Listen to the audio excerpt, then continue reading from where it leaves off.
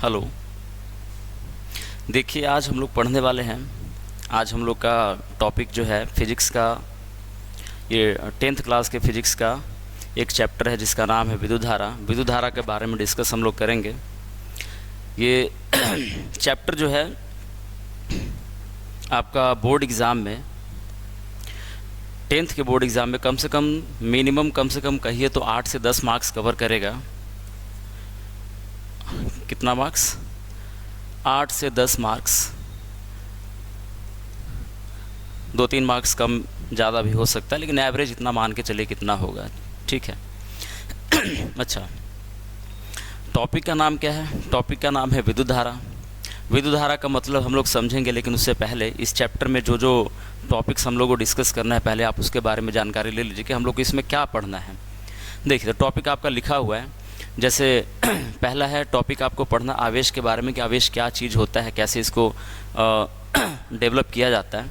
फिर इसके बाद में आएंगे हम लोग क्या, विभवांतर पर। फिर हमारा हो जाएगा ओम का नियम। ओम के नियम से ही आगे चलेंगे तो आ जाएगा प्रतिरोध तथा क्या, प्रतिरोधकता। फिर है प्रतिरोधकों का क्या, संयोजन। यहाँ पर प्रतिरोधकों लिखा हुआ है। ठीक है। फिर है इसके बाद विद्युत धारा का ऊष्मीय प्रभाव, तथा लास्ट में आपको पढ़ना है क्या, विद्युत शक्ति।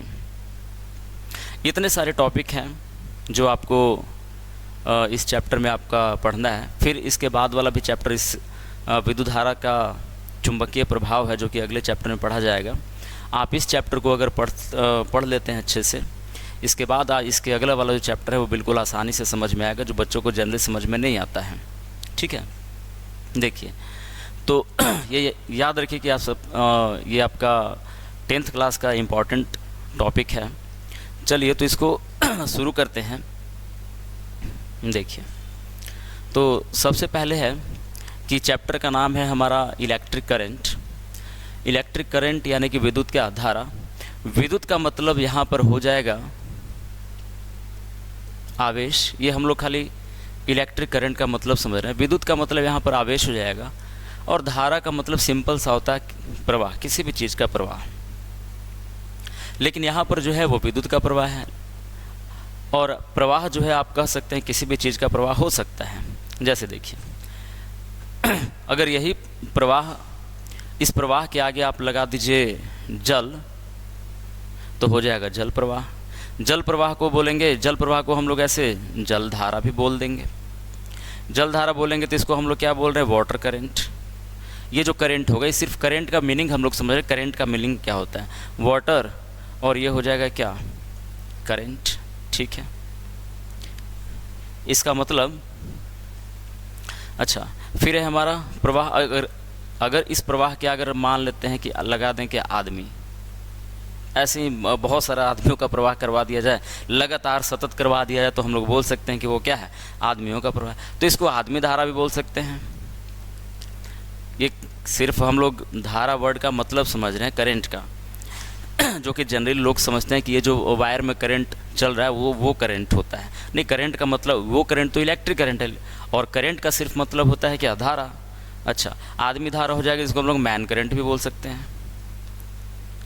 अब ऐसा नहीं है कि मैन करंट मतलब कैसे बना देंगे, इसमें ये पढ़ना है हम लोग को। पढ़ना है सिर्फ क्या, प्रवाह ही पढ़ना है, लेकिन आवेशों का नहीं पढ़ना है। हाँ, आवेशों का ही पढ़ना है। आवेशों का प्रवाह, किसका प्रवाह, आवेशों का प्रवाह, जिसको हम लोग बोलेंगे, आवेशों को बोलेंगे विद्युत, इसलिए इसका नाम क्या हो जाएगा, विद्युत धारा, जिसको हम लोग बोलते हैं इलेक्ट्रिक करंट। तो इस चैप्टर में प्रवाह तो करवाएंगे, लेकिन जल और आदमी का नहीं, किसका, आवेशों का। तो आवेश पर बात चलेगी, उससे पहले देखिए थोड़ा सा करंट के बारे में और देख ले, करंट शब्द का मीनिंग और समझ लेते हैं। जैसे करंट लिखा हुआ है कहीं सर जल प्रवाह तो बहुत आसान है। जल, जैसे आपने घर में पंप चलता होगा, मोटर वाला, तो उसमें जो पानी प्रवाहित होता है पाइप में, तो उस पाइप में जो पानी प्रवाहित हो रहा है उसको हम लोग क्या बोलेंगे, उसको बोल सकते हैं कि सर उसमें वाटर करंट प्रवाहित हो रहा है। हाँ, ठीक है। ऐसे कहीं भी मान लो कि बहुत सारा पानी मतलब उड़ेल दिया जाए किसी एक छोटे से करहे में, तो कहा जा सकता है इसमें क्या है, करंट प्रवाहित हुआ, किसका, पानी का वाटर करंट हो जाएगा, या बड़े बड़े नदियों में आप देख रहे हैं जो धाराएं हैं उसको हम लोग वाटर करंट बोलेंगे, ठीक है। अच्छा, लेकिन जनरली लोग जो है इतना सारा मतलब नहीं समझते कि करंट का मतलब सिर्फ प्रवाह होता है। करंट का मतलब लोग समझ लेते हैं कि इलेक्ट्रिक करंट ही है। अच्छा देखिए, इसके बाद अगर गांव देहात में देखा जाए कि किसी को कोई बोलते हुए सुनिएगा कि फलानवा को करंट मार दिया, तो करंट मार दिया तो उसका मतलब क्या, मतलब ये अब वहाँ पर ये थोड़ी ना समझे कि आदमियों का करंट मार दिया या मतलब कि जल का करंट मार दिया, वाटर करंट मार दिया, नहीं। वहाँ पर जनरली जो लोग समझते हैं, जनरली जो भाषा में, वो हम लोग यही वाला करंट समझते हैं जो हमारे घरों में बिजली आती हुई। लेकिन वो करंट मार दिया उसको हम लोग बोल सकते हैं करंट नहीं मार दिया, इलेक्ट्रिक शॉक लग गया, अगर सही से बोलें तो, ठीक है। तो अभी तक हमने सिर्फ प्रवाह का मतलब समझा। अच्छा, एक और चीज़ है, जैसे देखिए गांव घर में जो मछली मारते हैं, मछली मारने के लिए जाल लगाते हैं, कोई कोई ऐसा जाल आता है जो धारा पे लगाया जाता है, मतलब करंट पे लगाया जाता है, यानी कि पानी का बहाव है, पानी के बहाव है और वहाँ पर वो जाल लगेगा, जिसको हम लोग क्या बोलते हैं, करंट जाल बोलते हैं, करंट जाल। अगर आप गांव देहात में रहे होंगे तो सुने होंगे कि करंट जाल लगाया हुआ है। तो करंट जाल का मतलब क्या है कि उस जाल में, जैसे ये नदी का प्रवाह है उसमें ये जाल लगा हुआ है, तो क्या इसमें, इसका नाम अगर करंट जाल है तो क्या इसमें करंट आ रहा है? नहीं, करंट नहीं आ रहा है, क्योंकि ये धारा पर है, ये जल धारा पे है।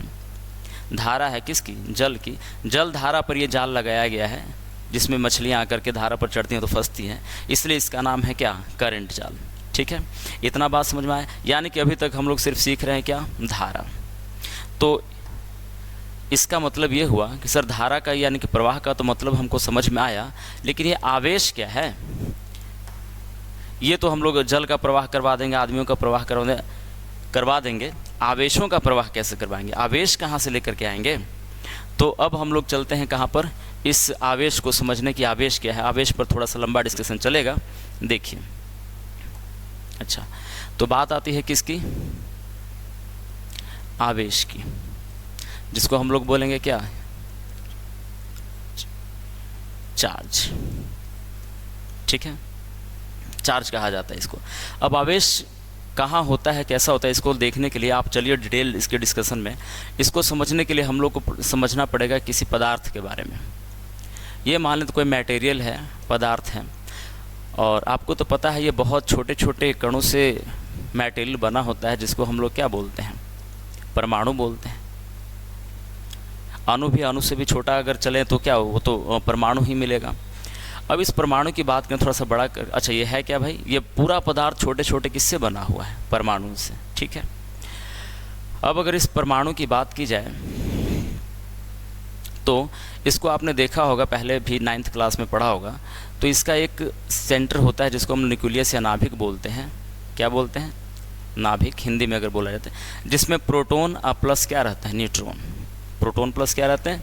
न्यूट्रॉन रहते हैं। और बाहर का इसका जो शेल है, इसमें बेचारे रहते हैं क्या? इलेक्ट्रॉन, ठीक है। तो इसका मतलब परमाणु में जो 3 कण हैं, परमाणु के जो 3 मौलिक कण हैं हमारे, इसका मतलब हुआ कि सर कि परमाणु में, परमाणु कहाँ मिल रहा था? पदार्थ के अंदर। परमाणु के अंदर क्या मिल रहे हैं? तो परमाणु के अंदर 3 मौलिक कण होते हैं, जिसको क्या कहा जाता है? प्रोटॉन, इलेक्ट्रॉन, और क्या कहा जाता है? न्यूट्रॉन। प्रोटॉन को हम लोग P से सूचित करेंगे, इलेक्ट्रॉन को E से, और इसे क्या? N से सूचित करेंगे। न्यूट्रॉन एक उदासीन कण है, इसके बारे में तो डिस्कस नहीं होगा, लेकिन हम लोग को ज़्यादा डिस्कस करना है प्रोटॉन और क्या? इलेक्ट्रॉन के बारे में। तो प्रोटॉन जो होता है उसको हम लोग धनावेशित कण मानते हैं। कैसा कण? धनावेशित कण, ठीक है, इतना तो जानते होंगे। इलेक्ट्रॉन होता है ऋणावेशित कण, ऋणावेशित कण है, ठीक है। अच्छा, तो हमने देखा क्या कि पदार्थ जो है परमाणु का बना हुआ सर। परमाणु का ऐसा शेप होता है, गोल शेप होता है, जिसके अंदर में नाभिक होता है जिसमें प्रोटॉन और न्यूट्रॉन है, और बाहर बाहर इलेक्ट्रॉन जो है शेल में क्या रिवॉल्व करते रहते हैं, घूमते रहते हैं। ठीक है। अच्छा, फिर इसका मतलब हुआ कि परमाणु के 3 मौलिक कण हो गए, परमाणु के 3 फंडामेंटल पार्टिकल हो गए, 3 मौलिक कण हो गए, जिसका नाम है प्रोटॉन, इलेक्ट्रॉन तथा क्या न्यूट्रॉन। वैसे हम लोग आप पहले भी पढ़े होंगे कि प्रोटॉन जो है वो धनावेशित कण है, इलेक्ट्रॉन क्या है ऋणावेशित कण। अच्छा, अब बात आती है देखिए किसकी, कि मान लेते हैं हमने कोई पदार्थ लिया। अच्छा, ये भी है कि बहुत सारा मटेरियल है हमारे पास, जैसे हमने मान लेते कि लिथियम लिया। क्या लिया? लिथियम। लिथियम का बहुत सारा कण है जिसको हम लिथियम परमाणु बोल रहे हैं। अगर इस परमाणु को बात किया जाए तो अच्छा, लिथियम का संकेत आपने देखा होगा, लिथियम 3 और 7 लिखा जाता है। तो ऊपर वाले से तो हमको मतलब नहीं है, लेकिन नीचे वाले से मतलब है। नीचे वाला बताता है परमाणु संख्या को, और जितना परमाणु संख्या होता है उतना ही उसमें इलेक्ट्रॉन और उतना ही उसमें क्या प्रोटॉन होते हैं। इसका मतलब है कि इस लिथियम में इलेक्ट्रॉनों की संख्या और प्रोटॉनों की संख्या दोनों कितनी होगी? 3 होगी। ठीक है। अगर इसी से देखा जाए, इसी तरीके से देखा जाए, मान लेते हैं कि बहुत सारा हमने ये सोडियम लिया हुआ है। सोडियम में भी बहुत सारे परमाणु हैं। किसी एक परमाणु का बात किया जाए तो सोडियम का संकेत होता है 11 और क्या 23। तो हम लोग को बात करना है किसका? इस 11 का परमाणु संख्या का। तो जितना इसमें अच्छा, जितना परमाणु संख्या है उतना ही इसमें इलेक्ट्रॉन और उतना ही इसमें क्या प्रोटॉन। तो कितना हो जाएंगे? 11 को। ठीक है सर। अच्छा, अभी हमने देखा इसके पहले कि परमाणु तो होते हैं, लेकिन परमाणु के 3 मौलिक कण हैं, प्रोटॉन, इलेक्ट्रॉन और न्यूट्रॉन। अब इसकी बात की जाए तो आप ज़रा देखिए, लिथियम परमाणु ऐसा बनाते हैं, होता तो गोल है, ऐसे समझने के लिए हम लोग बना रहे हैं। लिथियम में कितने प्रोटॉन हैं? 3 गो। अच्छा, लिथियम में 3 गो प्रोटॉन है, ये धनावेशित कण है। ये कैसा कण है? ऋणावेशित कण।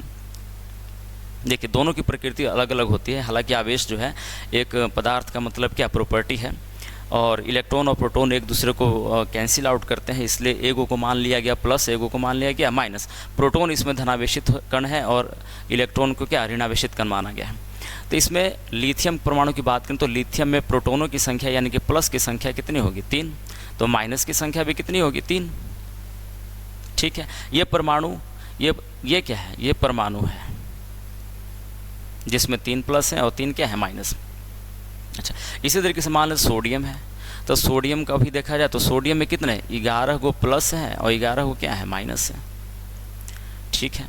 अच्छा, ये तीनों प्लस ये तीनों माइनस को क्या किए हुए हैं? बैलेंस किए हुए हैं। तो बैलेंस किए हुए इसका मतलब कि ये प्लस इस माइनस से कैंसिल आउट, ये वाला प्लस इस वाले माइनस से कैंसिल आउट, ये वाला प्लस इस वाले माइनस से कैंसिल आउट। यानी कि अभी इस पर नेट जो है, नेट इफेक्ट जो है वो 0 है, जिसको हम लोग बोलते हैं कि ये परमाणु जो है उदासीन है। उदासीन होता है परमाणु। क्या होता है? उदासीन होता है। इसमें भी 11 को प्लस 11 को माइनस से दोनों खत्म करेगा। ये क्या कहलाएगा? सोडियम परमाणु। ये क्या था? लिथियम परमाणु। अच्छा, ये भी क्या है? उदासीन है। ठीक है सर। लेकिन यही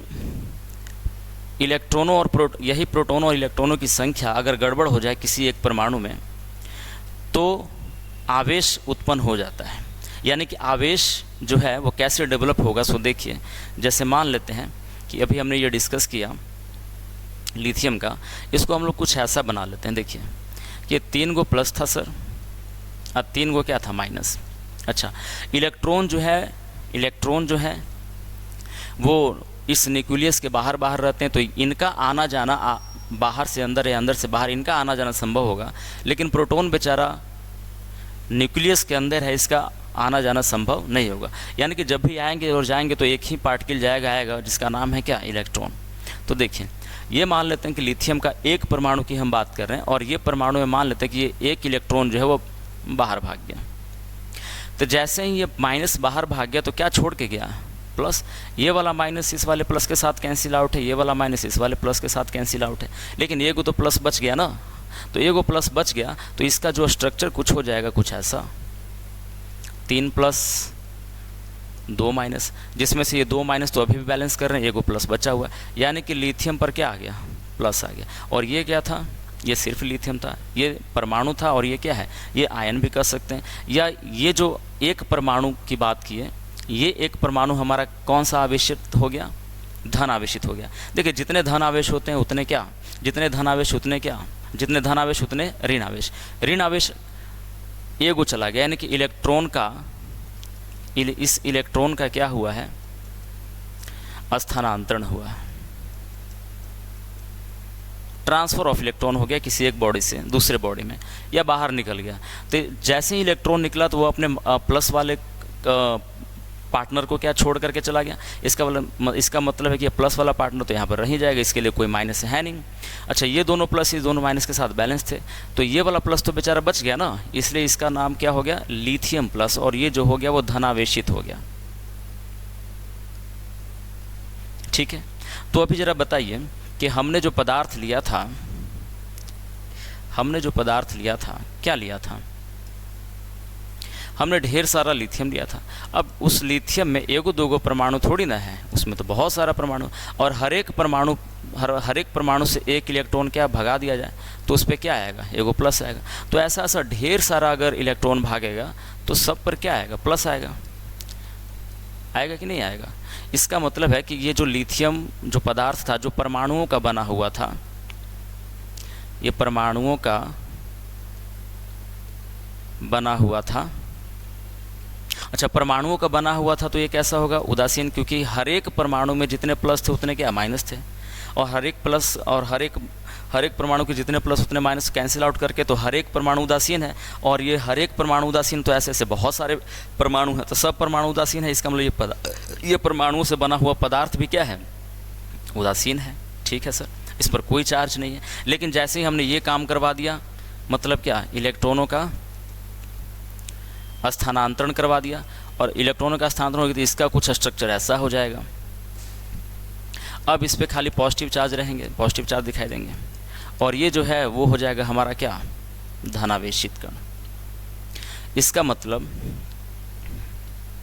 एक लाइन में कि अगर किसी पदार्थ में जो परमाणु उपस्थित हैं उसके इलेक्ट्रॉनों की संख्या अगर गड़बड़ हो जाती है, इलेक्ट्रॉनों का स्थानांतरण हो जाता है, तो इलेक्ट्रॉनों का स्थानांतरण होने से उस पर क्या, आवेश उत्पन्न होंगे। अब ये आवेश भी दो प्रकार के उत्पन्न होंगे। जैसे मान लेते हैं कि इलेक्ट्रॉन निकल गया तो प्लस छोड़ के गया, तो ये तो धनावेशित हो गया। अच्छा, दूसरा केस ये भी बन सकता है, जैसे एक और केस ले, क्या, मान लेते ये क्लोरीन है, इसमें ढेर सारे क्लोरीन परमाणु हैं। अब हर एक क्लोरीन परमाणु का स्ट्रक्चर देखें तो इसमें हर एक गो का देखें, ऐसे गोल नहीं बना रहे, ऐसे कर समझाने के लिए बना रहे हैं। तो इसमें 17 गो क्या है, प्लस प्रोटॉन, और 17 गो क्या है, माइनस। ये एक दूसरे को काट करके न्यूट्रल है, यानी कि ये जो परमाणु है उदासीन है। परमाणु के अंदर आवेश बैठे हुए हैं, 17 गो धनावेश बैठा हुआ है, 17 गो ऋणावेश बैठा हुआ है, लेकिन टोटल इफेक्ट जो ये दे रहा है 0 दे रहा है, यानी कि परमाणु क्या है, उदासीन है। अच्छा, इसमें अगर मान लेते हैं कहीं से एक इलेक्ट्रॉन आ जाता, कहीं से इलेक्ट्रॉन इसमें आ जाए, तो इसका स्ट्रक्चर कुछ ऐसा हो जाएगा कि एक माइनस इसमें घूमते फिरते रहेगा, बाकी जो 17 को प्लस है और 17 को जो माइनस है वो एक दूसरे को कैंसिल आउट करके तो क्या कैंसिल आउट किए हुए, लेकिन एक माइनस तो यहाँ बचा हुआ है। तो ये हमारा Cl क्या कहलाएगा, परमाणु, और ये क्या कहलाएगा, ये कहलाएगा Cl माइनस, यानी कि क्लोराइड आयन जिसको हम लोग बोलते हैं। या ये जो हो गया, ये जो परमाणु हो गया वो कैसा हो गया, ऋणावेशित हो गया। ठीक है, इसका मतलब कहीं ना कहीं ये हमने समझा कि कोई भी परमाणु है सर, उसमें जितने प्लस हैं उतने क्या है, माइनस। अगर इलेक्ट्रॉनों का आना जाना होगा, इलेक्ट्रॉनों का क्या होगा, स्थानांतरण, और इसी से हमारा क्या डेवलप होगा, आवेश डेवलप होगा। ठीक है, अच्छा ये देखिए, इसका मतलब आवेश ये जो है आपको कहाँ मिल रहा है, क्या कहीं निर्वात में जहाँ कुछ नहीं वहाँ मिल रहा है क्या, नहीं। आवेश को देखने के लिए आपको जाना पड़ेगा किसके पास, पदार्थ के पास। इसका मतलब कि आवेश डेवलप होंगे तो किस पे डेवलप होंगे, आवेश डेवलप होंगे तो कहीं ना कहीं मटेरियल का होना ज़रूरी है। तो यही हम लोग एक नोट पॉइंट लिखते हैं कि ये सारी कहानी जो हो रही है कहीं ना कहीं मटेरियल पर हो रही है, इसलिए इसको हम लोग क्या बोलेंगे, कहीं ना कहीं पदार्थ पर हो रहा है, तो इसलिए हम लोग क्या बोलेंगे इसको कि आवेश जो उत्पन्न होते हैं किसी न किसी मटेरियल पर उत्पन्न होते हैं। यानी कि आवेश उत्पन्न होने के लिए पदार्थ का होना क्या है, जरूरी। इसका मतलब एक नोट पॉइंट करके लिख लेंगे, आवेश उत्पन्न होने के लिए, आवेश उत्पन्न होने के लिए पदार्थ का होना क्या है, जरूरी है। पदार्थ का होना क्या है, जरूरी है।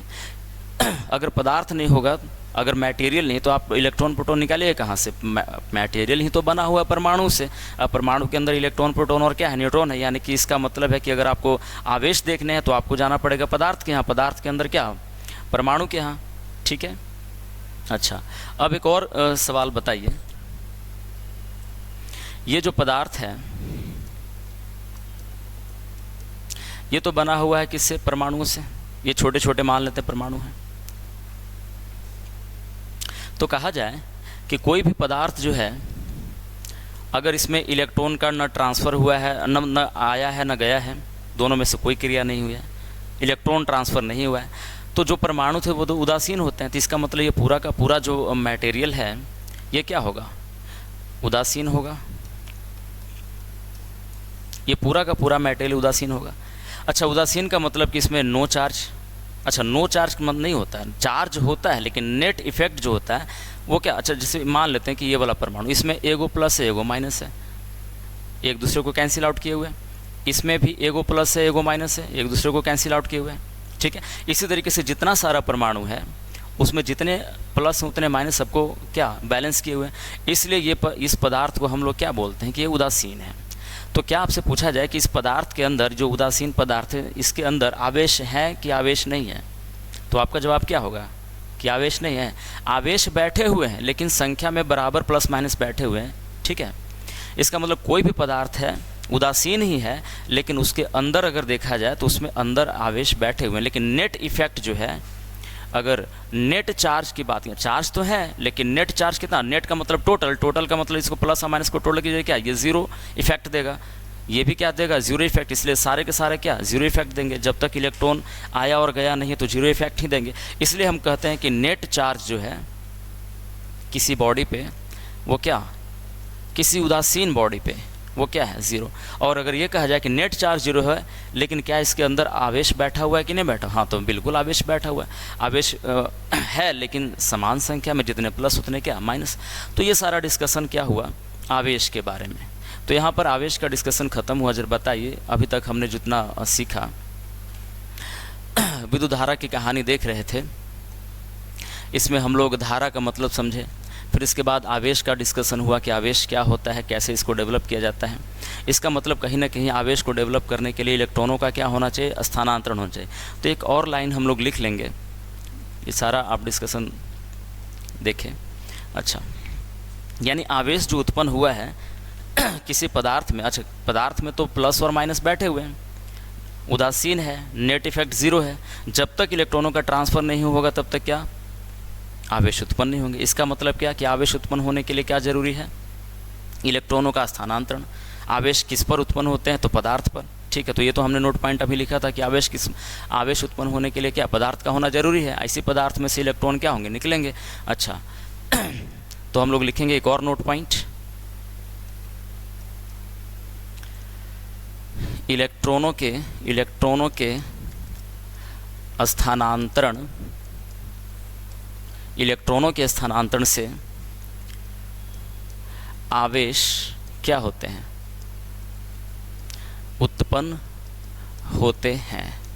यानी कि मेन रीज़न जो है वो क्या है, किसी बॉडी में अगर प्लस और माइनस बैलेंस रहे तब तो वो न्यूट्रल होगा, क्योंकि जितने प्लस उतने माइनस। इसका मतलब कहीं ना कहीं इलेक्ट्रॉनों का ट्रांसफ़र होना ही है, तब जा कर के आवेश क्या होंगे, उत्पन्न होंगे।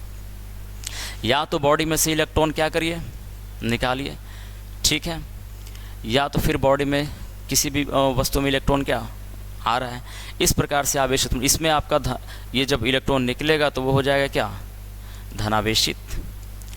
क्योंकि प्लस छोड़ करके जाएगा, इलेक्ट्रॉन भागेगा यानी कि प्लस छोड़ करके जाएगा। अच्छा ये क्या है, इलेक्ट्रॉन अगर आ रहा है तो वो क्या हो जाएगा, ऋणावेशित। तो ये हम लोग का डिस्कशन हुआ किसके बारे में, आवेश के बारे में, यानी कि आवेश किस प्रकार से उत्पन्न होता है। अब हम लोग आवेश पर कुछ फैक्ट्स हैं, आवेश पर कुछ इंपॉर्टेंट पॉइंट्स हैं जो बोर्ड एग्ज़ाम में आते हैं, कंपटीशन्स एग्ज़ाम में आते हैं, उसकी बात करेंगे। तो देखिए, तो थोड़ा बहुत ये देखिए जो अभी हमने पढ़ा। पहला पॉइंट कि आवेश कितने प्रकार के होते हैं, तो आवेश 2 प्रकार के होते हैं,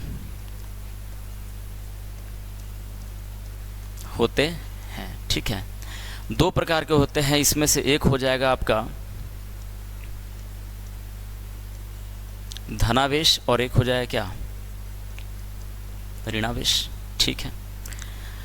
दूसरा नोट पॉइंट लिखें, क्या ये धनावेश कब बनता है, तो किसी वस्तु से इलेक्ट्रॉन के क्या त्याग या निकलने पर वह क्या हो जाता है, धनावेशित हो जाता है, ठीक है। दूसरा पॉइंट, तीसरा पॉइंट,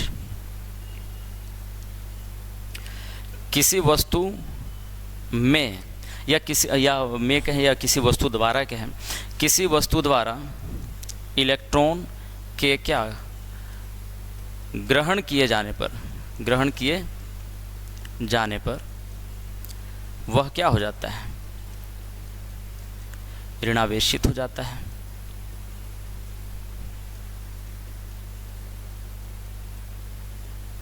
तो ये अभी 2-3 गो पॉइंट हमने देखा क्या कि आवेश कितने प्रकार के होते हैं, 2 प्रकार के, धनावेश और ऋणावेश। किसी वस्तु से इलेक्ट्रॉन निकलेगा तो हमने पहले भी डिस्कस किया, इलेक्ट्रॉन निकलेगा तो क्या धनावेशित हो जाएगा, प्लस छोड़ करके जाएगा। और किसी वस्तु द्वारा इलेक्ट्रॉन ग्रहण किया जा रहा है, इसमें इसका मतलब उसमें इलेक्ट्रॉनों की संख्या बढ़ जाएगी, यानी कि ऋणावेश बढ़ जाएंगे, यानी कि वो क्या हो जाएगा, ऋणावेशित हो जाएगा। चलिए इतना तो चलिए ठीक है।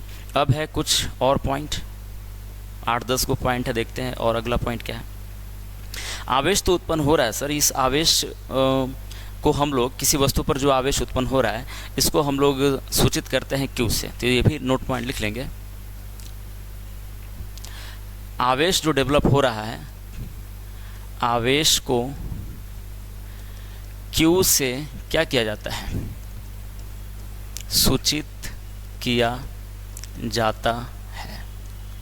आवेश को क्यू से सूचित किया जाता है, मतलब क्या कि अगर मान लेते हैं कोई एक बॉडी है, इसमें से इलेक्ट्रॉन निकला, तो जो आवेश डेवलप हुआ उसको हम लोग क्या बोलेंगे, क्यू। कितना हुआ इसका अभी डिस्कस नहीं कर रहे हैं, सिर्फ ये बता रहे हैं कि इस पर जो चार्ज है वो डेवलप हुआ है, उसका नाम खाली क्या दें, क्यू। अच्छा, ये अगर इलेक्ट्रॉन निकले हैं तो ये कैसा हो जाएगा, धनावेशित। कितना मान आएगा वो तो देखा जाएगा कि वो इलेक्ट्रॉन निकला है, बाद का डिस्कशन है। अच्छा, फिर मान लेते हैं कि एक इसमें इलेक्ट्रॉन क्या आया है, तो इसमें भी आवेश डेवलप होगा, उस आवेश को सूचित करेंगे किससे, क्यू से। लेकिन उसके आगे क्या लिखाएगा, माइनस, और जो वैल्यू आएगा सो देखा जाएगा अभी। इसका मतलब सिर्फ हमने ये देखा कि आवेश को किससे सूचित किया जाता है, तो आवेश को सूचित किया जाता है क्यू से, ठीक है। अब बात आती है किस, क्या चीज़, मापन की। मापन मतलब कि ठीक है सर, इलेक्ट्रॉन निकलेगा या इलेक्ट्रॉन आएगा, आवेश तो बनेगा, लेकिन कितना बनेगा, कैसे बनेगा, ये बताइए। तो इसके लिए आपको पढ़ना है कि ये इलेक्ट्रॉन आएगा जाएगा तो कितना आवेश लेकर आएगा जाएगा, और उस आवेश को मापेंगे किस में। तो एक और चीज़ है कि आवेश को हम लोग, आवेश को या आवेश का, अच्छे हिंदी शब्द लैंग्वेज में लिखें तो आवेश का SI मात्रक क्या होता है, कूलॉम होता है। अब कूलॉम को हम लोग सूचित करेंगे किससे, C से होता है, यानी कि यहाँ पर जितना भी आएगा वो कूलॉम आएगा। धनात्मक तो आएगा, वैल्यू इसमें मान लेते हैं कि x आएगा तो x कूलॉम, ठीक है। इसमें मान लेते हैं कि कितना आया y, तो y कूलॉम। यानी कि यहाँ पर कूलॉम जो है वो इम्पॉर्टेंट है, यानी कि आवेश जो उत्पन्न होता है उसको अगर मापा जाए तो किस में मापा जाएगा, कूलॉम में। जैसे कि देखिए, जैसे आप समझना चाहें तो अगर मान लेते हैं कि आप समय भी मापते हैं, समय का ऐसा मात्रक अगर देखा जाए तो क्या हो जाएगा, सेकंड हो जाएगा सर। चलो ठीक है।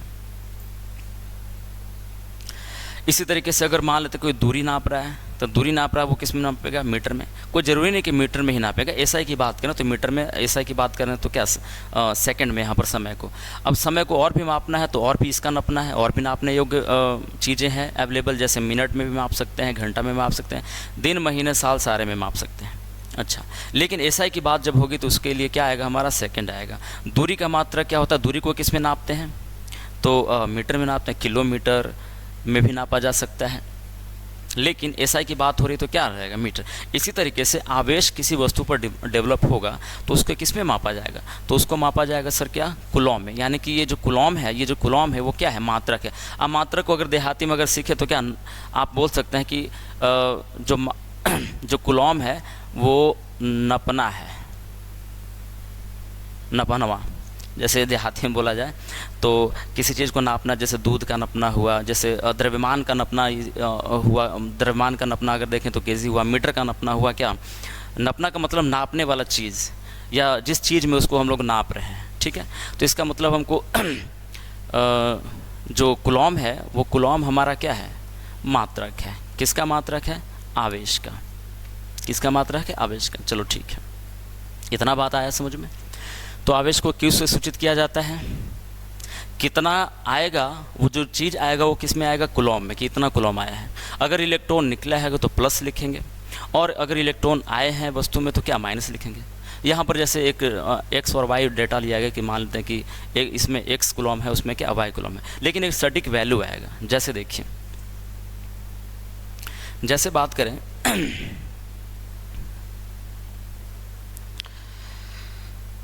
अच्छा, अब इलेक्ट्रॉन निकलेंगे तो सर ठीक है, एक इलेक्ट्रॉन निकलेगा तो कितना आवेश उत्पन्न करके जाएगा, या एक इलेक्ट्रॉन समाएगा तो कितना आवेश उत्पन्न करके जाएगा। तो दोनों ही केस देख लेते हैं। जैसे अब इलेक्ट्रॉन पर की बात की जाए तो ये भी आपको नोट पॉइंट याद रखना है कि एक इलेक्ट्रॉन पर आवेश जो होता है वो कितना होता है। तो एक इलेक्ट्रॉन पर अगर आवेश की बात करें तो -1.6 गुने 10 के पावर क्या, -19 कूलॉम आवेश होता है। इसको सी बढ़ा देंगे, इतना कूलॉम। और यही अगर एक प्रोटॉन की बात करें, एक प्रोटॉन कितना आवेश का होता है, तो +1.6 गुने 10 के पावर क्या, -19 कूलॉम। ठीक है, ये दोनों का वैल्यू सेम है, लेकिन प्रकृति क्या है, अलग अलग। इलेक्ट्रॉन नेगेटिव प्रकृति का, प्रोटॉन क्या, पॉजिटिव प्रकृति का। ठीक है, अच्छा, इसका मतलब कि ये तो आते जाते नहीं है, इलेक्ट्रॉन का आना जाना होगा, तो जब भी आएगा जाएगा तो इतना आवेश डेवलप होगा। एक इलेक्ट्रॉन की बात कर रहे हैं, तो इसी तरीके से मान लेते हैं कि हमारे पास अगर इस वस्तु में से एक इलेक्ट्रॉन निकला है, एक इलेक्ट्रॉन निकला है। अच्छा, एक चीज़ और था, किसी वस्तु पर उत्पन्न आवेश जो होता है, जितने इलेक्ट्रॉन निकलेंगे उतना ही का, जैसे एक इलेक्ट्रॉन पर इतना आवेश है, ठीक है। तो अगर 2 इलेक्ट्रॉन निकलेगा तो इसका डबल हो जाएगा, 3 इलेक्ट्रॉन निकलेगा तो इसका ट्रिपल हो जाएगा, 4 इलेक्ट्रॉन निकलेगा तो इसका क्या, 4 गुना हो जाएगा, 20 इलेक्ट्रॉन निकलेगा तो इसका 20 गुना हो जाएगा, 100 इलेक्ट्रॉन निकलेगा तो इसका 100 गुना हो जाएगा। यानी कि जितना ज़्यादा आप इलेक्ट्रॉन निकालते जाइए उतना ज़्यादा आवेश उस पर क्या, डेवलप होगा। या किसी वस्तु पे इलेक्ट्रॉन ऐसा नहीं कि निकलते जाते सिर्फ निकलते जाए, आएगा भी, तो एक इलेक्ट्रॉन पर जितना आवेश होता है उसी का कुछ ना कुछ गुना में आएगा, 1 गुना, 2 गुना, 3 गुना, 4 गुना, ऐसे करके। अच्छा, तो इसका मतलब ये हुआ कि यहाँ पर एक नोट पॉइंट और लिखेंगे कि किसी वस्तु पर उत्पन्न आवेश एक इलेक्ट्रॉन पर के आवेश का पूर्णांक गुणज होता है, पूर्णांक गुणज होता है। मतलब जैसे अभी हम देख रहे थे कि एक इलेक्ट्रॉन निकला तो इतना आवेश, 2 इलेक्ट्रॉन निकला तो इसको 2 से गुना कर देंगे, 3 इलेक्ट्रॉन निकला तो 3 से गुना कर देंगे, 50 इलेक्ट्रॉन निकला तो 50 से गुना कर देंगे। यानी कि जो भी आवेश बनेगा वो क्या होगा, वो होगा सर एक इलेक्ट्रॉन का कितना गुना, n गुना।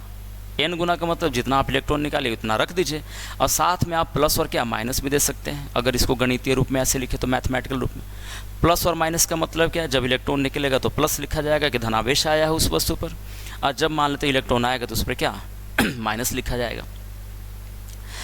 अच्छा, इसी को अगर और भी उल्टा करके देखें तो Q बटे इलेक्ट्रॉनिक चार्ज। अच्छा, E को हम लोग इलेक्ट्रॉनिक चार्ज बोलते हैं। इलेक्ट्रॉनिक चार्ज कितना होता है 1.6 × 10 की पावर माइनस क्या 19, वो भी किस में निगेटिव में। अच्छा, फिर यहाँ से अगर मान लेते हैं कि n का n लिखें तो n हम क्या लिख सकते हैं सर, कैपिटल Q बटे क्या E।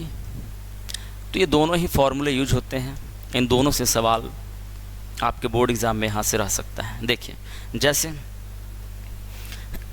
अगर मान लेते हैं कोई वस्तु है, उसमें से हमने एक इलेक्ट्रॉन निकाला, तो एक इलेक्ट्रॉन निकाला तो उस पर कुछ आवेश डेवलप हुआ। अच्छा, निकला है तो कैसा आवेश होगा, प्लस होगा सर। इलेक्ट्रॉन लिख दीजिए और कितने इलेक्ट्रॉन निकाले हैं उसका नंबर दे दीजिए, तो नंबर कितना, एक, तो एक ही हो जाएगा। तो कितना हो जाएगा सर, प्लस। निकला है इसलिए हम बोल रहे हैं, यहाँ पर प्लस है, 1 तो होगा गुने 1.6 गुने 10 के पावर माइनस क्या 19 कूलॉम। अब ये कूलॉम में जो वैल्यू आया, यही इतना वैल्यू हुआ आवेश का जब एक इलेक्ट्रॉन निकला है तब।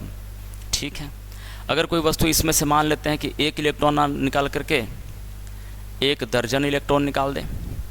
अब 1 दर्जन का मतलब कितना, 1 दर्जन का मतलब 12 गो। इसका मतलब इस पर जो आवेश आएगा, वो क्या आएगा, इस पर भी आवेश अगर सर निकला है तो प्लस लिखिए। 1 इलेक्ट्रॉन का चार्ज कितना E, और उसका कितना गुना हो जाएगा 1 दर्जन, तो 1 दर्जन में तो 12 ना, तो 12 इलेक्ट्रॉन।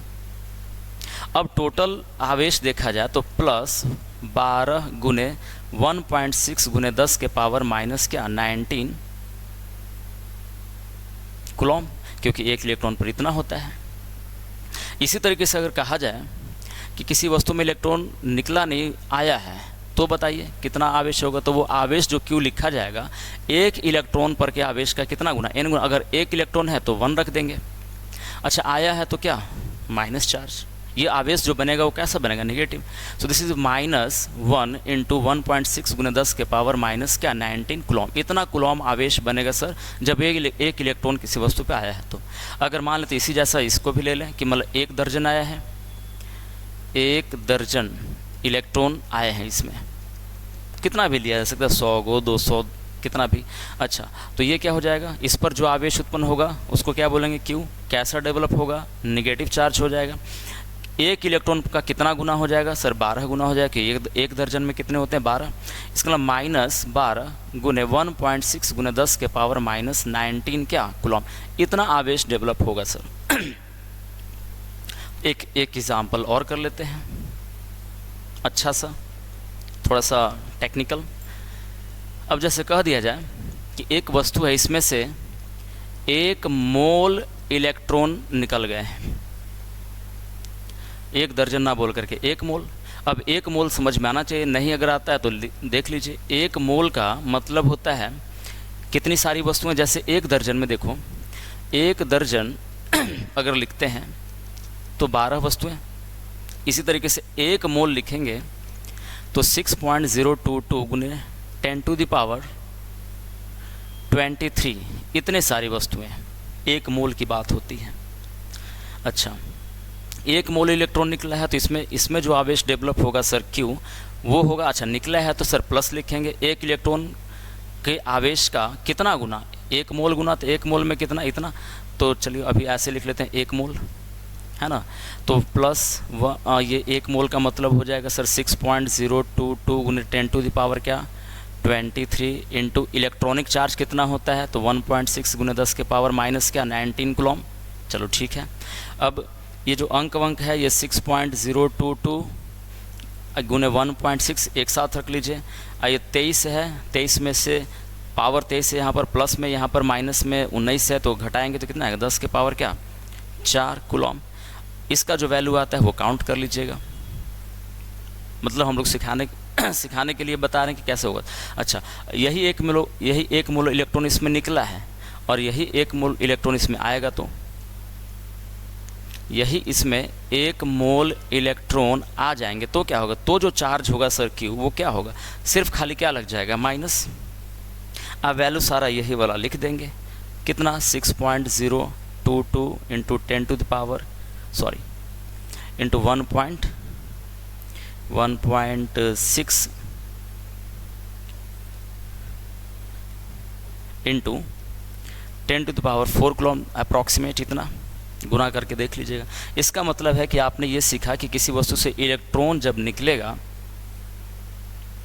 तो जितने इलेक्ट्रॉन निकलेंगे उतना ही इलेक्ट्रॉनिक चार्ज का गुना हो जाएगा। अच्छा, एक चीज़ और थी कि इस फॉर्मूले में जो n है, जिसे n का वैल्यू हम लोग क्या रख रहे हैं, n का वैल्यू रख रहे हैं पूर्णांक, पूरा अंक, पूर्ण अंक यानी पूर्णांक, यानी क्या चीज़, 1 हो सकता है, 2 हो सकता है, 3 हो सकता है, 4, 5 ऐसा हो सकता है। सर क्या इसमें n का वैल्यू अगर ये लिख दिया जाए कि किसी वस्तु से आधा इलेक्ट्रॉन निकला है, n का वैल्यू यहाँ आधा डाल दिया जाए, 1.5 इलेक्ट्रॉन निकला है, 4/3 इलेक्ट्रॉन निकला है, क्या ये सब संभव है? ये सब संभव नहीं है। किसी वस्तु से जब भी इलेक्ट्रॉन निकलेगा तो पूरा का पूरा एक यूनिट निकलेगा। जैसे मान लेते हैं, कहा जाए कि इस कमरा है, इस कमरे से 5 आदमी बाहर निकलिए, तो ठीक है सर 5 आदमी बाहर निकल सकते हैं, लेकिन ये कह दिया जाए कि 5.5 आदमी बाहर निकलिए, तो क्या करेगा? क्या कहिए कि सर एगो दरवाजे पर खड़ा होकर एगो पैर अंदर रख लीजिए, एगो बाहर रख लीजिए? नहीं, ऐसा नहीं हो सकता।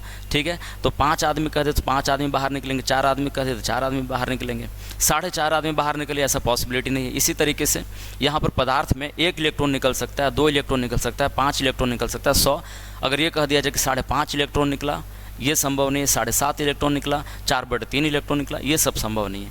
तो ये यहाँ पर जो n है, इस फॉर्मूले में इस n को क्या करना है, पूर्णांक देना है। ठीक है, अच्छा ये बात है।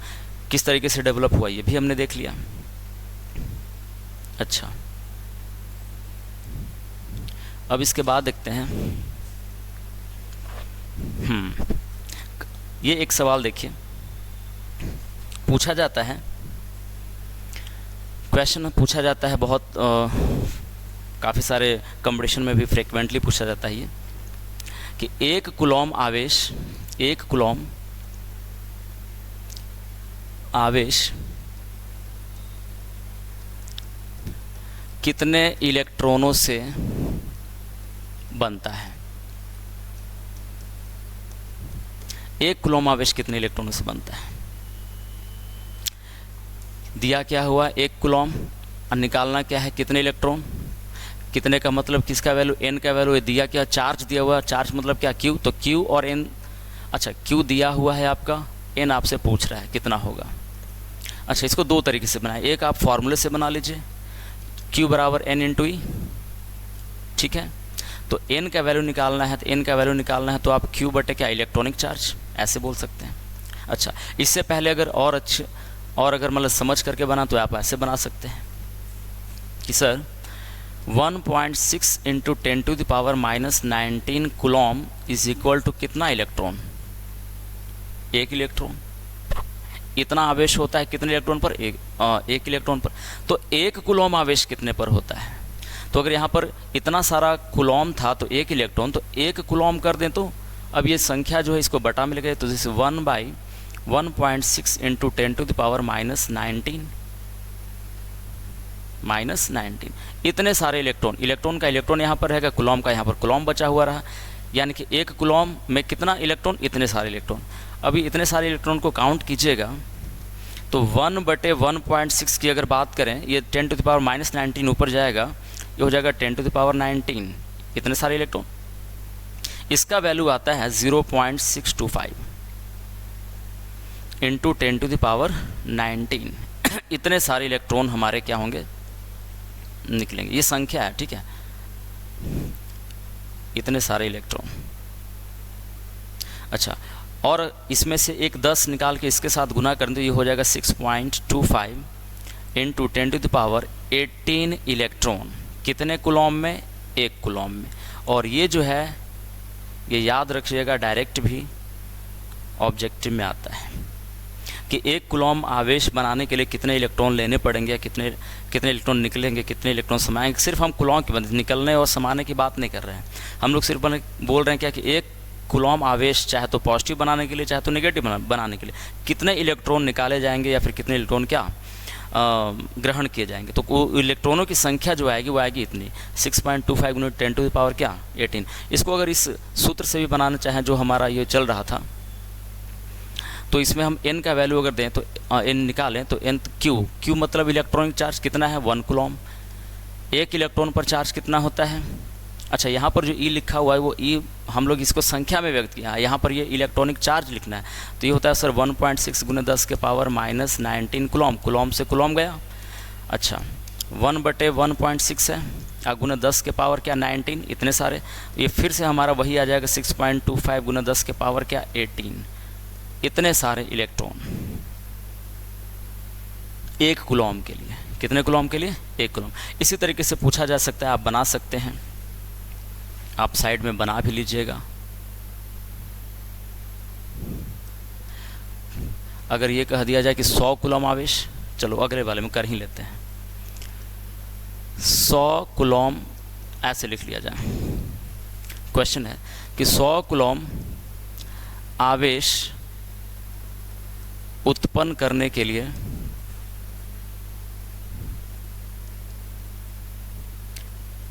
वस्तु से कितने इलेक्ट्रॉन निकाले जाएंगे। कितने इलेक्ट्रॉन निकाले जाएंगे। तो यहाँ पर आप लोग सूत्र से ही आप लोग कर सकते हैं कि कितने इलेक्ट्रॉन निकाले जाएंगे। इसका वैल्यू मतलब क्या, n का वैल्यू पूछ रहा है। ये क्या दिया, आवेश मतलब क्या q दिया हुआ है। अच्छा, तो इसको अगर हल करें n का वैल्यू निकालना, तो n का वैल्यू क्या q बटे इलेक्ट्रॉनिक चार्ज। q कितना है दिया हुआ, 100 कूलम दिया हुआ सर। एक इलेक्ट्रॉन पर कितना चार्ज होता है 1.6 गुना 10 के पावर माइनस 19 कूलम। कूलम से कूलम कट गया। अच्छा, ये 100 गुने 1.6, ये 10 के पावर हो जाएगा 19।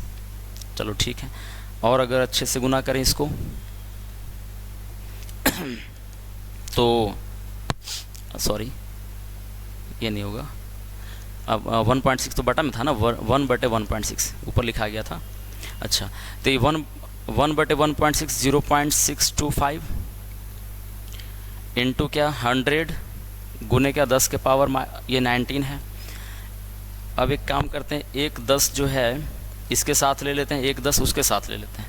एक 10 इसके साथ गुना होगा तो 6.25, एक 10 इसके साथ जाएगा 10 के पावर क्या 20। इतने सारे इलेक्ट्रॉन देख लीजिएगा अच्छे से कितना होता है। तो 100 कूलम आवेश उत्पन्न करने के लिए इसी तरीके से पूछा जा सकता है कि इतना कूलम आवेश उत्पन्न करने के लिए कितने इलेक्ट्रॉन निकाले जाएंगे। अच्छा सवाल इस पर डिजाइन किया जा सकता है। सवाल तो बाद में देखेंगे, अभी तो हमारा थ्योरेटिकल पार्ट चल रहा है। तो मेरे ख्याल से इतना आपको इतना सारा चीज़ समझ में आ गया होगा।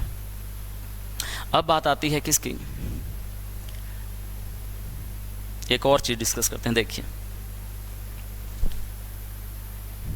आपने ये देखा कि सर किसी वस्तु से एक इलेक्ट्रॉन निकाल दें या फिर 2 इलेक्ट्रॉन निकाल दें, या फिर अच्छे से समझने के लिए खाली ऐसे हम लिख रहे हैं 3 इलेक्ट्रॉन निकाल दें।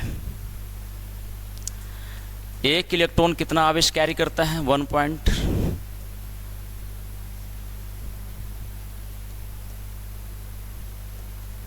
1 इलेक्ट्रॉन पर कितना आवेश होता है, तो 1.6 गुना 10 के पावर माइनस 19 कूलम। ठीक है, अगर एक इलेक्ट्रॉन निकला हुआ है तो इस पर आवेश कितना होगा, इस पर जो आवेश होगा सर इतना ही हो जाएगा 1.6 गुना 10 के पावर माइनस क्या 19 कूलम। इसमें 2 निकला है तो इसको 2 से गुना कर दे तो मेरे ख्याल से 3.2 गुना 10 के पावर माइनस 19 कूलम। 3 है तो 3 से गुना कर दें तो 4.8, 16 48, क्योंकि एक इलेक्ट्रॉन पर की बात करें तो 1.6 से ना होता है 16 दूनी 32। आइए 1.6 आइए 3 गुना हो जाएगा 16 48 गुना 10 के पावर माइनस 19 कूलम। ठीक है, इसका मतलब है कि ये जो वैल्यू रहेगा आपको देखना है कि 16 का ही गुणज होना चाहिए, मतलब 16 नहीं 1.6 का गुणज होना चाहिए। जैसे 1.6 का 1 से गुना करें तो इतना, 2 से गुना करें तो 3.2, 3 से गुना करें तो ये, 4 से गुना करें तो 16 चौके 64 यानी कि 6.4 आएगा। कभी ऐसा हो सकता है कि सर क्या किसी वस्तु पर बताइए कितने इलेक्ट्रॉन निकले हैं कि आवेश इस पर आया है 5.0 गुना 10 के पावर माइनस 19 कूलम। क्या ऐसा आवेश संभव है? इतना आवेश जो है कितने इलेक्ट्रॉनों से मिलकर के बनेगा। तो अगर n का वैल्यू निकालें तो q बटे क्या इलेक्ट्रॉनिक चार्ज। q कितना है दिया हुआ है सर 5.0 गुने 10 के power -19 coulomb divided by electronic charge 1.6 गुने 10 के पावर -19 कूलम। ये से ये तो गया। अब ये देखिए, ये जो डेटा है वो हमने कहा था कि ये जो डेटा है वो 1.6 से कटना चाहिए, तो 1.6 से काटिएगा तो कटेगा नहीं। 16 तिया 48, ठीक है, 3.1 समथिंग कुछ आएगा। तो 3.1 किसका वैल्यू है? एन का। एन मतलब इलेक्ट्रॉनों की संख्या। अब बताइए कि इलेक्ट्रॉनों की संख्या 3.1 होना क्या संभव है? नहीं। तो अभी हमने पढ़ा था कि एन का वैल्यू जो है वो ऐसा नहीं हो सकता, 3 हो सकता था, 4 हो सकता था, जैसे 16 तिया 48 3 होता, 16 चौके 64 4 हो सकता था। लेकिन ये जो 3.1 आया वो टूट करके वैल्यू है और पूर्णांक नहीं है, इसलिए हम बोल सकते हैं कि यह आवेश डेवलप करना किसी वस्तु पर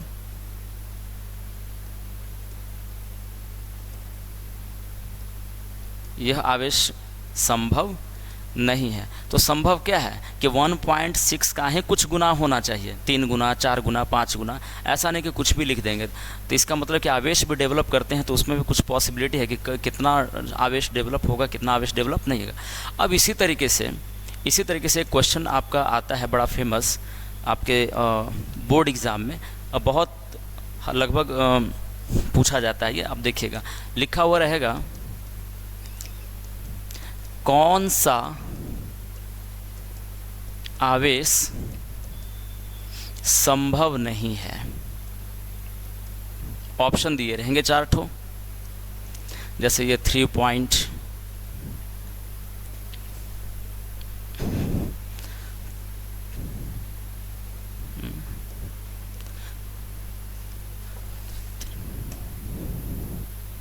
ये दिया हुआ है 3.2 गुने 10 के पावर -19 कूलम, बी 6.4 गुने 10 के पावर -19 कूलम, सी जो है 8.0 गुने 10 के पावर -19 कूलम, डी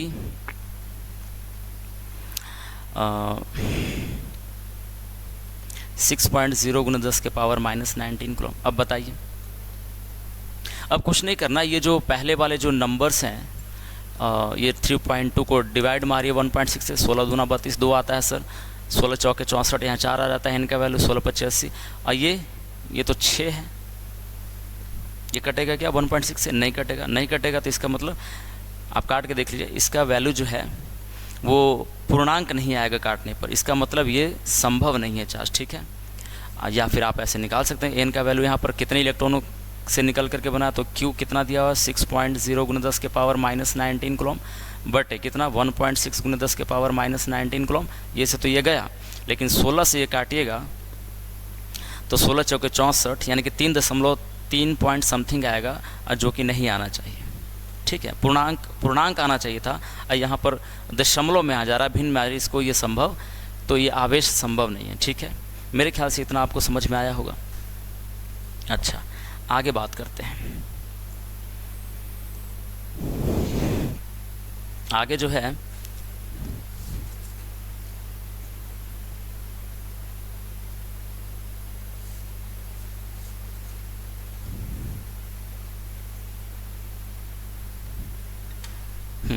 थोड़ा सा और आवेश के बारे में देखते हैं। अगला नोट पॉइंट है आवेश पर कि आवेश एक अदिश राशि है। कैसी राशि है? अदिश राशि। अब सदिश आपने 9th क्लास में पढ़ा होगा, हालांकि इतना लंबा डिस्कशन यहाँ पर नहीं है इसके बारे में, सिर्फ थोड़ा सा जानना कि आवेश कैसी राशि है? अदिश राशि।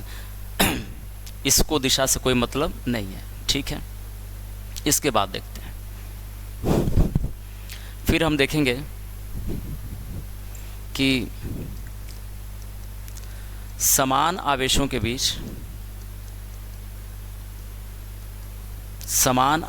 बीच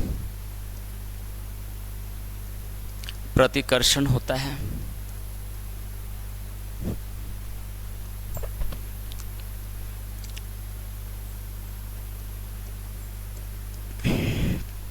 समान आवेशों के बीच क्या होता है? प्रतिकर्षण।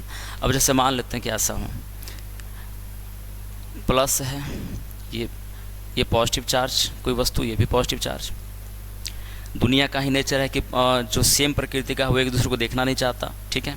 तो समान आवेशों के बीच क्या होता है, प्रतिकर्षण, यानी ये जो है और ये जो है दोनों सेम नेचर के चार्ज हैं, तो ये इसको क्या करेगा, धकेलेगा, ये भी इसको क्या करेगा, धकेलेगा, यानी कि ये दोनों कौन सा बल लगाएंगे, एक दूसरे को धकेलने वाला बल, और उसको हम लोग क्या बोलेंगे, प्रतिकर्षण बल, ठीक है। अगर इसी ऐसा ही आप निगेटिव चार्ज के साथ भी करवा सकते हैं, ये दोनों भी एक दूसरे को क्या कर रहा है, किसी बल के साथ धकेल रहा है। जब ये धकेलेगा इसको तो न्यूटन के गति के तृतीय नियम से ये भी धकेलेगा इसको। चलिए ठीक है, क्या कीड़ा बैठ जा रहा है।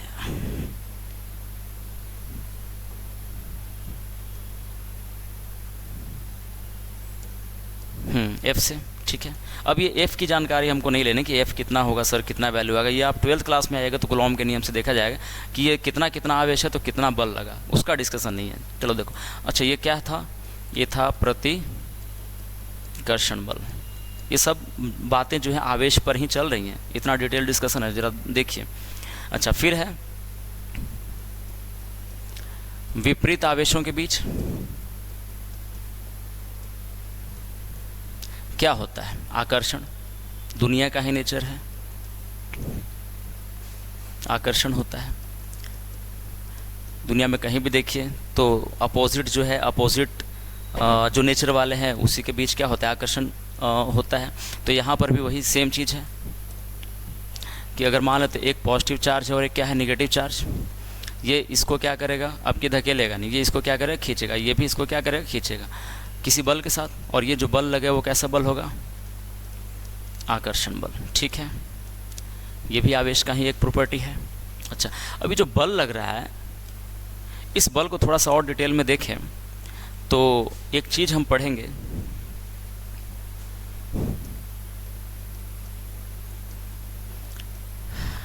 आवेशों का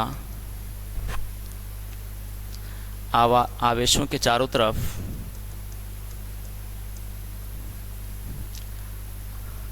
अपना एक क्षेत्र होता है जिसे हम लोग क्या बोलते हैं, विद्युतीय क्षेत्र बोलते हैं। आवेशों के चारों ओर अपना एक क्षेत्र होता है जिसे विद्युतीय क्षेत्र कहते हैं, इलेक्ट्रिक फील्ड कहा जाता है, ठीक है। उतना ज़्यादा डिस्कशन नहीं मिले, लेकिन थोड़ा सा देख लेते हैं क्योंकि ये चीज़ हम लोग को हेल्प करेगा आगे वाला टॉपिक विभव को पढ़ने में, ठीक है। तो विद्युतीय क्षेत्र, जैसे मान लेते हैं ये पॉजिटिव चार्ज, इसका अपना एक फील्ड है, अपना एक दायरा है, जिस दायरे में अगर चाहे तो ये बुलाएगा या फिर क्या करेगा, दूसरे को धकेलेगा। बुलाएगा किसको, नेगेटिव चार्ज को खींचेगा, और पॉजिटिव चार्ज को क्या करेगा, धकेलेगा। और मान लेते वो चार्ज बहुत दूर है, वो बहुत दूर है, तो इसका इफेक्ट वहाँ पर नहीं होगा, इसका अपना दायरा वहाँ तक नहीं जाएगा, ठीक है। लेकिन जो दायरा है वो बना होता है किससे, एक इसका फील्ड होता है, वो बना होता है लाइनों से, और ये फील्ड को बनाने वाली जो रेखाएं हैं इसको हम लोग विद्युतीय क्षेत्र रेखाएं बोलते हैं। इस विद्युतीय क्षेत्र को बनाने वाली जो रेखाएं हैं इसको विद्युतीय क्षेत्र रेखाएं बोलते हैं। इनको बल रेखाएं भी बोला जाता है, और इन्हीं बल रेखाओं से ये बना हुआ है क्या,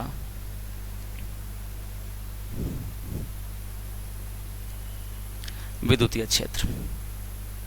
प्लस माने कि धनावेश है तो ये जो लाइनें हैं वो वस्तु से बाहर की ओर निकलती हुई होती हैं, ठीक है। इसी तरीके से नेगेटिव चार्ज का भी अपना एक क्षेत्र होता है जो बना होता है लाइनों से, वो लाइनें क्या एंटर करती हैं नेगेटिव चार्ज में, बाहर नहीं जाती, अंदर आते हुए इसमें दर्शाना है। ये भी क्या है, नेगेटिव चार्ज का विद्युतीय क्षेत्र है। अब एक चार्ज दूसरे चार्ज को अट्रैक्ट करता है या फिर क्या रिपेल करता है, वो इन्हीं बल रेखाओं के द्वारा करता है, इन्हीं बल रेखाओं के कारण करता है। जैसे मान लेते हैं एक सिचुएशन बनाएं कि ये पॉजिटिव चार्ज है और ये भी पॉजिटिव चार्ज है, दोनों बहुत ही डिस्टेंस पर हैं, इससे भी क्षेत्र रेखाएं निकल रही हैं, इससे भी ये क्षेत्र को बनाने वाली रेखाएं निकल रही हैं। ये काफ़ी डिस्टेंस पे, इनफाइनाइट दूरी पे हैं, तो इनमें कोई बल नहीं लगेगा। लेकिन इनको ज़रा क्या किया जाए, इनको क्लोज लाया जाए, एक प्लस यहाँ पर, एक प्लस क्या यहाँ पर, तो होगा क्या, इनसे निकलने वाली जो रेखाएं हैं, इससे निकलने वाली रेखाओं में तनाव होगा, जो एक दूसरे को देखना पसंद नहीं करेंगे। तो कुछ ऐसे करके चला जाएगा, ये भाग जाएगा इधर, ये भाग जाएगा इधर, मुंह फेर के, है ना। ये तो ऐसे जा ही रहा था सब, यानी कि इधर जो सटने वाली रेखाएं तो वो सटेंगे नहीं, मतलब एक दूसरे को धकेलना चाहेंगे, और इन्हीं बल रेखाओं के कारण ये इसको धकेलता है और ये इसको धकेलता है। तो ये था विद्युतीय क्षेत्र की बात, और इसी विद्युतीय क्षेत्र पर अगला वाला टॉपिक जो चलेगा वो हो जाएगा क्या, विद्युतीय विभव के बारे में। विद्युतीय विभव का कॉन्सेप्ट यही, जो क्षेत्र अगर आपको क्षेत्र अगर समझ में आया तो विद्युतीय विभव समझना और विभवांतर समझना थोड़ा सा क्या आसान है। और मेरे ख्याल से तो सब टॉपिक हो गया है, एक बार और चेक कर लेते हैं।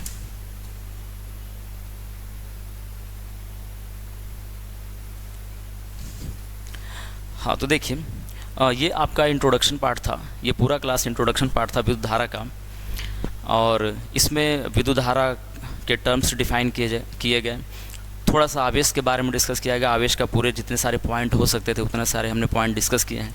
इस पर से एक आध दो को जो सवाल पूछा जाता है आपके बोर्ड एग्ज़ाम में, वो भी डिस्कस किया गया। इसका मतलब है कि ये आपका इंट्रोडक्शन पार्ट यहाँ पर क्या हुआ, ख़त्म हुआ, और इसका जो अगला वाला जो लेक्चर है वो बहुत इंपॉर्टेंट है आपके, मतलब कि 10वीं क्लास के लिए भी, और आपका वो बेस तैयार करेगा क्या, आप अगर जाना चाहते हैं आईटीज़ वगैरह इंजीनियरिंग वगैरह में, या फिर 12th क्लास का अगर पढ़ना चाहते हैं, आगे 12th क्लास में जाइएगा, तो अगर आपने इतना पढ़ा हुआ है, इतना जानकारी है, इतने अच्छे से जानकारी है, तो आप 12th क्लास में बिल्कुल आराम से चल पाइएगा।